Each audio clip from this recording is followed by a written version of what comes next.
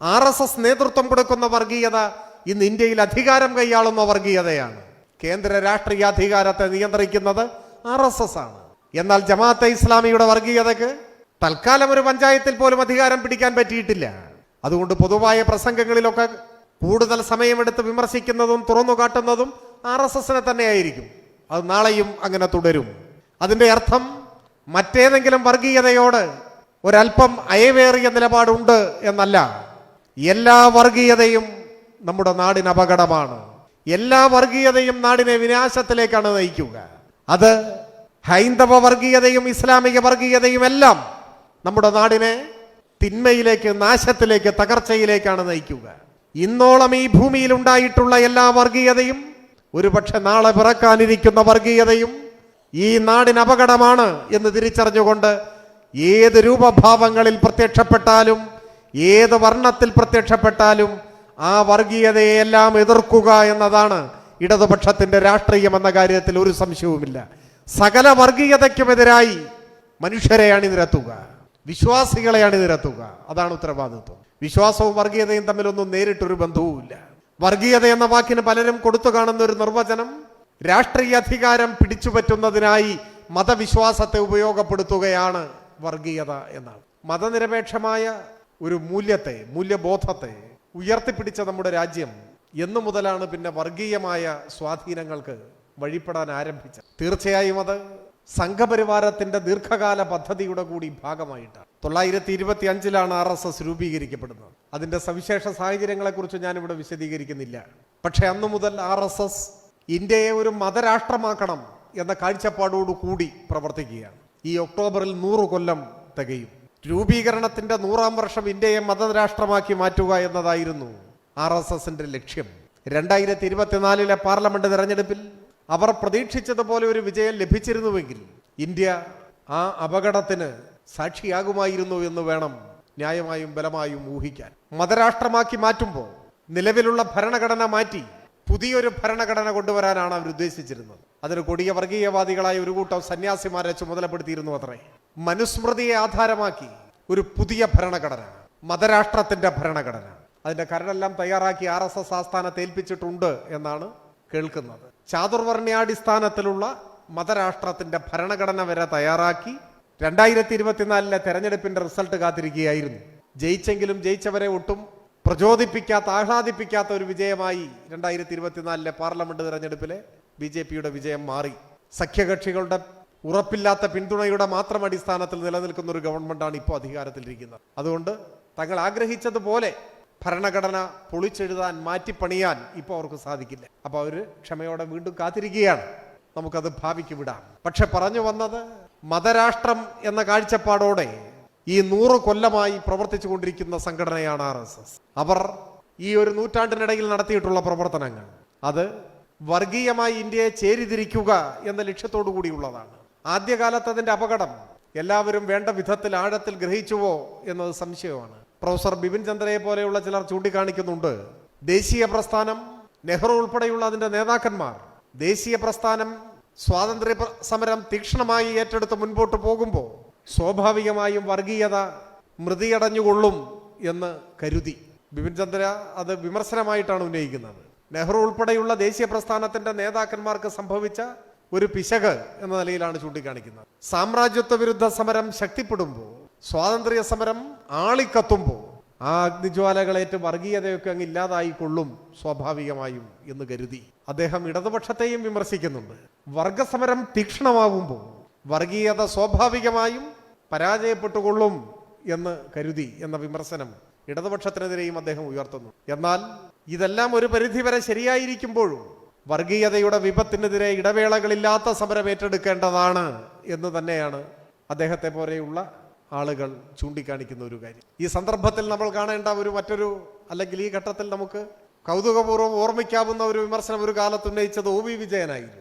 അദ്ദേഹം 1987 എഴുതുന്നുണ്ട്, നമ്മളെ കുറ്റപ്പെടുത്തിക്കൊണ്ടാണ്, CPIM-നെ വിമർശിച്ചുകൊണ്ടാണ് അദ്ദേഹം എഴുതുന്നത്. ആ വിമർശനത്തിന് അടിസ്ഥാനം അഴിമതിക്കും സ്വേച്ഛാധികാര വാഴ്ചയ്ക്കുമെതിരെ എന്ന് വെച്ചാൽ കോൺഗ്രസിനെതിരായിട്ട് തന്നെയാണ് ഉദ്ദേശിക്കുന്നത്. കോൺഗ്രസിന്റെ കുടുംബവാഴ്ച, ഏകാധിപത്യ പ്രവണതകൾ, അഴിമതി, വൻതോതിലുള്ള അഴിമതി, ഇതിനെല്ലാം എതിരായി ഇന്ത്യയിൽ ഒരു വലിയ കൂട്ടായ്മ രൂപപ്പെട്ടു വരുന്നതിന് CPIM തടസ്സം നിൽക്കുന്നു. അതാണ് വിമർശനം. ആ വിമർശനത്തിന്റെ സൂക്ഷ്മാടിസ്ഥാനം ഈ പറയുന്ന പ്രശ്നങ്ങളുടെ എല്ലാം കാരണക്കാരായിട്ടുള്ള കോൺഗ്രസിനെതിരെ അമിതാധികാര പ്രവണതയും കുടുംബവാഴ്ചയും അഴിമതിയും എല്ലാം രാജ്യത്തെ തകർക്കുന്ന സാഹചര്യത്തിൽ കോൺഗ്രസിനെതിരെ വിശാലമായ ഒരു സഖ്യം രൂപപ്പെട്ടു വരണം. അതിൽ BJPയുമായും യോജിക്കുന്നതിന് ഈ CPIM ആണ് തടസ്സം നിൽക്കുന്നത്. അതാണ് നമ്മളെ വിമർശിക്കുന്നത്. CPIM, അതിന് EMSനെയൊക്കെ അദ്ദേഹം പേരെടുത്ത് വിമർശിക്കുന്നുണ്ട്.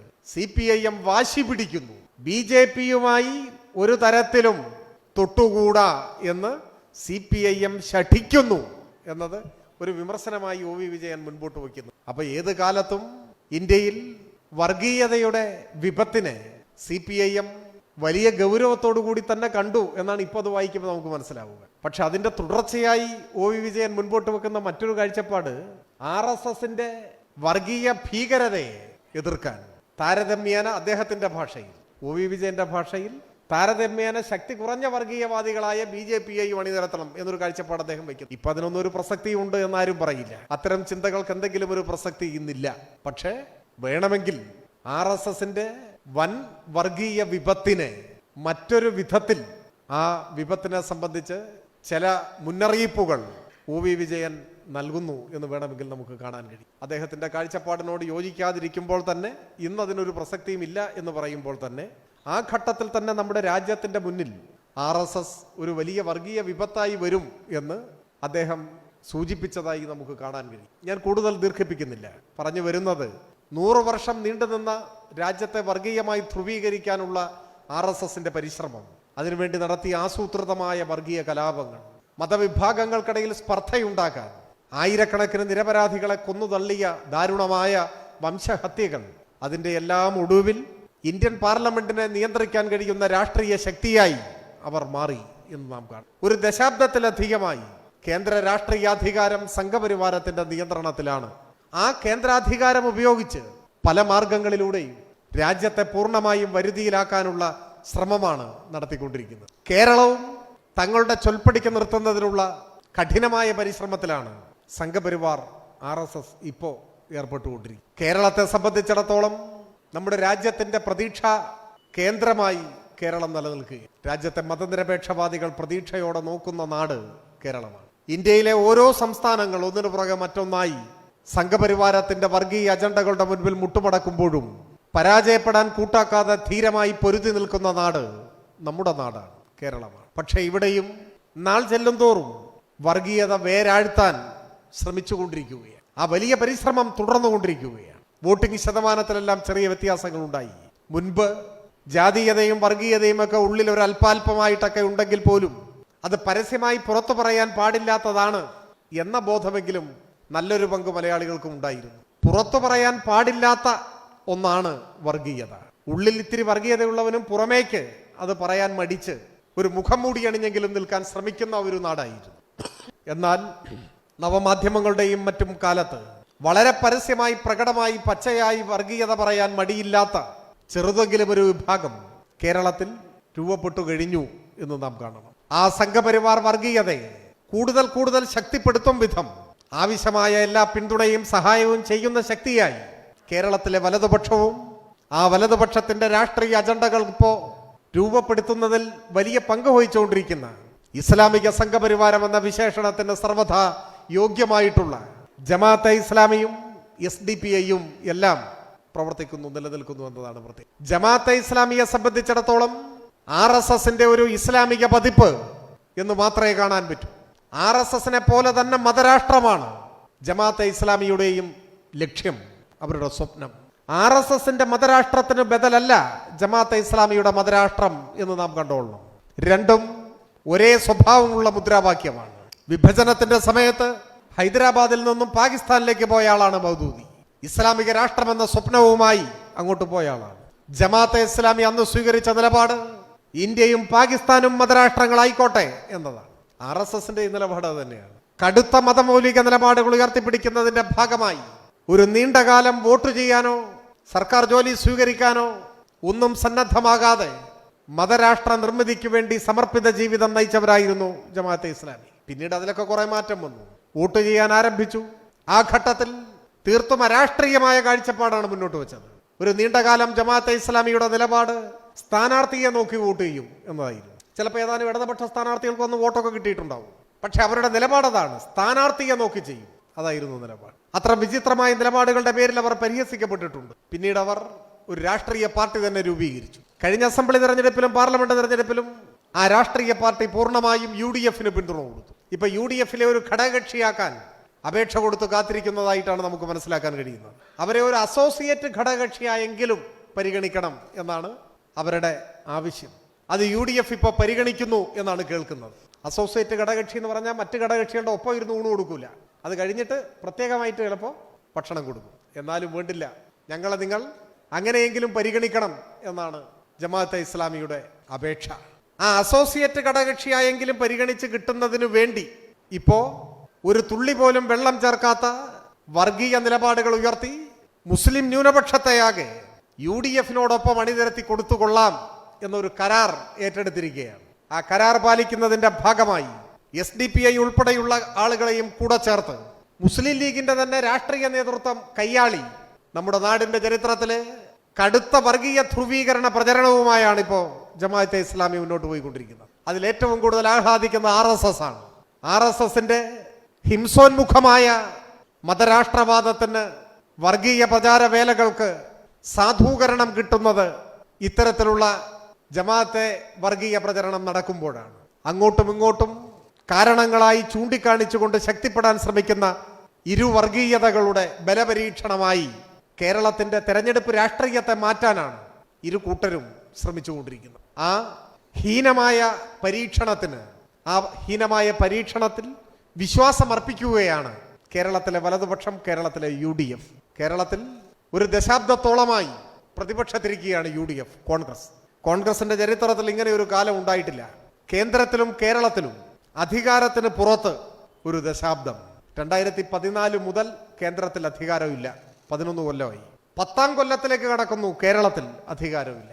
കേന്ദ്രത്തിലും സംസ്ഥാനത്തും ഒരു ദശാബ്ദമായി രാഷ്ട്രീയാധികാരമില്ലാത്ത പാർട്ടി എന്ന നിലയിൽ നിൽക്കേണ്ടി വരുന്നത് ആദ്യമായാണ് കോൺഗ്രസ്. ചരിത്രത്തിൽ ഇന്നുവരെ ഇങ്ങനെ ഉണ്ടായിട്ടില്ല ഒരു അനുഭവം. ഇത് കോൺഗ്രസിന് താങ്ങാവുന്നതിലധികമാണ്, താങ്ങാൻ കഴിയില്ല. ഇപ്പോഴാണെങ്കിലോ ഒരു 3ാം ഊഴം കേരളത്തിൽ ഇടതുപക്ഷത്തിന് ലഭിച്ചേക്കും എന്ന് പൊതുവായി വിലയിരുത്തപ്പെടുന്നത് കോൺഗ്രസിന്റെ സമനില തെറ്റിക്കുകയാണ്. മുല്ലപ്പള്ളി വരെയുള്ള നേതാക്കന്മാർ പരസ്യമായി ഇത്തരത്തിലുള്ള അഭിപ്രായങ്ങൾ പ്രകടിപ്പിച്ചു കഴിഞ്ഞു. കഴിഞ്ഞ ദിവസം തിരുവനന്തപുരം DCC പ്രസിഡന്റിന്റെ ഫോൺ സംഭാഷണം പുറത്തു വന്നു. അതിലും അദ്ദേഹം പറയുന്നത് ഇടതുപക്ഷം തന്നെ വീണ്ടും ജയിക്കും, കോൺഗ്രസ് എടുക്കാച്ചരക്കായി മാറും, അതാണ് പ്രയോഗം. അങ്ങനെയാണ് അദ്ദേഹം പറയുന്നത്. അദ്ദേഹത്തെ രാജി എഴുതി വാങ്ങി. DCC പ്രസിഡന്റിനെ രാജിവെപ്പിച്ചെങ്കിലും പറഞ്ഞ കാര്യം പറഞ്ഞതായി നിൽക്കുകയല്ലേ. കോൺഗ്രസ് നേതാക്കന്മാരുടെ ഇടയിൽ ഈ ഒരു ഭയം ശക്തമാണ്. 3ാം ഊഴം ലഭിക്കും, വീണ്ടും പ്രതിപക്ഷത്തിരിക്കേണ്ടി വരും. അവർക്കത് താങ്ങാനാവാത്തതാണ്.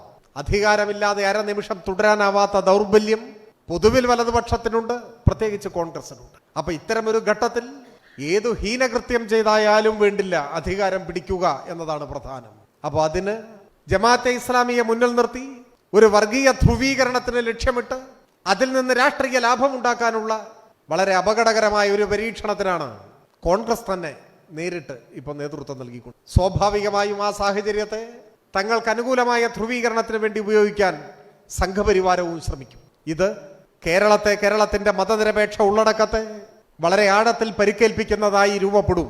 ഈ ഘട്ടത്തിലാണ് വർഗീയ വിപത്തിനെതിരായി എല്ലാവരെയും അണിനിരത്തുക എന്ന ദൗത്യം മതനിരപേക്ഷ കേരളം ഏറ്റെടുക്കേണ്ടത്. വ്യത്യസ്തമായ രാഷ്ട്രീയ കാഴ്ചപ്പാടുകൾ ഉള്ളവരുണ്ടാവാം, അതിൽ തകരാറൊന്നുമില്ല.